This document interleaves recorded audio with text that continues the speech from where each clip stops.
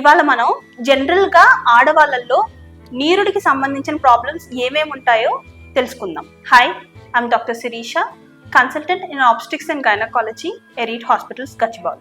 మాకు ఓపీడీకి సహజంగా యూరిన్ నీరుడు ప్రాబ్లమ్స్ తో ఆడవాళ్ళల్లో ఏమేమి ఉంటాయంటే, బాత్రూమ్ కి వెళ్లేలోపు ఆపుకోలేక యూరిన్ లీక్ అయిపోవడం, తుమ్మినా దగ్గినా యూరిన్ కొంచెం లీక్ అవ్వడం, వెళ్తారు బాత్రూమ్ లో స్టార్ట్ చేసేటప్పుడు కష్టంగా ఉండడం, యూరిన్కి వెళ్ళొస్తారు కానీ ఇంకా కొంచెం లోపల ఉన్నట్లు అనిపించడం, లేకపోతే పద్దాకా యూరిన్కి వెళ్ళడం, లేకపోతే యూరిన్కి వెళ్తుంటే మంటగా అనిపించడం, లేకపోతే కడుపులో నొప్పి రావడం, ఇలాంటి ప్రాబ్లమ్స్ తో వస్తుంటారు. సో మనకి రిస్క్ ఫ్యాక్టర్స్ ఏమేమి ఉన్నాయి, ఎందుకు ఆడవాళ్ళలో ఈ ప్రాబ్లమ్స్ తరచుగా వస్తూ ఉంటాయంటే, మగవాళ్ళతో చూసుకుంటే ఆడవాళ్ళల్లో నీరు వెళ్ళే దారి చిన్నగా ఉంటుంది కాబట్టి మనకి పద్దాకా ఇన్ఫెక్షన్స్ వచ్చే ఛాన్స్ ఎక్కువ ఉంటుంది.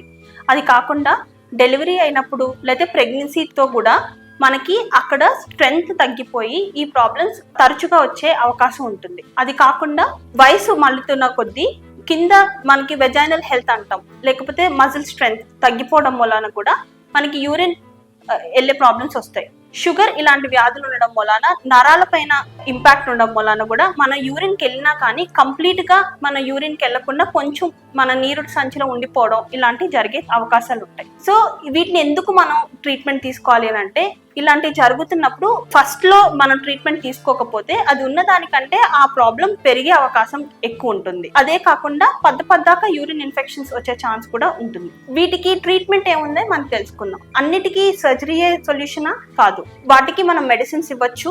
అది సర్జరీ కాకుండా ఇంకొన్ని ఇంటర్వెన్షన్స్ ఉంటాయి, అది కాకుండా సర్జరీ ఉంటుంది. ఈ మూడిట్లో మనకి ఏం చేయాలి అనేది ఆ ప్రాబ్లం ఎంత సివియర్ గా ఉందో దాన్ని బట్టి మనం డిసైడ్ చేయాల్సి వస్తుంది. సో ఇనిషియల్ గానే మనం కనుక మనకి ఏముందో ప్రాబ్లం తెలుసుకుని దానికి ట్రీట్మెంట్ తీసుకుంటే సర్జరీ వరకు వెళ్లాల్సిన అవసరం రాకపోవచ్చు. సహజంగా నేను చూసింది ఏంటంటే, ఈ ప్రాబ్లమ్స్ ఉన్నా కూడా ఇది నార్మల్ ఏమో, ఇది అందరికీ ఉంటదేమో, నా ఫ్రెండ్ కి ఉంది కదా, సో ఈ ఏజ్ రీత్యా ఇలా వస్తుందేమో అని అనుకుంటారు.